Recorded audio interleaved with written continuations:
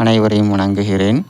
4000 திவ்ய பிரபந்தத்திலிருந்து நம்மாழ்வார் இயற்றிய அழகிய பாசுரத்தோட விளக்கம். உலகம் பொய் பேசுகிறது, தீய ஒழுக்கத்தால் அழுக்கான உடம்பை அடைகிறது. அவ்வாறு வாழும் இவ்வுலகத்தில் இந்த இயல்பு நிலை இனி அமையாமல் உயிரை பாதுகாப்பவனே, பல வகையான அவதார உடலாய் பிறந்தாய், தேவர்களின் தலைவனே, இவ்வுலகில் உண்மையாக நான் வாழ வழி கூற அடியேன் விண்ணப்பம் செய்கிறேன். இறைவனிடத்தில் நம்மாழ்வார் அப்ளிகேஷன் ஃபில் பண்ணுகிறார். நல்ல மாதிரியாக வாழ்வதற்கு எனக்கு ஒரு அனுகூலம் கொடு என்று கேட்கிறார்.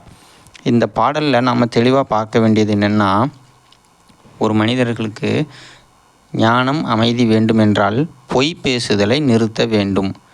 பொய் பேசுதலை நிறுத்தினாலே ஞானமும் அமைதியும் தானாகவே வந்துவிடும்.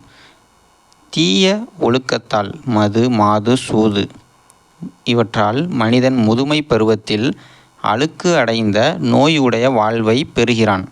அப்பொழுது என்ன தெரிகிறது? ஒரு ஒழுக்கமாக இருக்க வேண்டும். வாழ்க்கையில் ஒரு நன்னடத்தையோடு ஒழுக்கத்தோடு இருந்தால் அவர்களுடைய வாழ்க்கை, அதாவது இளமை பருவத்தில் நம்ம நல்ல ஒரு இதாக இருப்போம், ஹெல்த்தாக இருப்போம். ஆனால் முதுமை பருவத்தில் பாருங்கள், ஒரு சில பேர் அழுக்கடைந்த மேனியோடு நோயோடு இருப்பாங்க.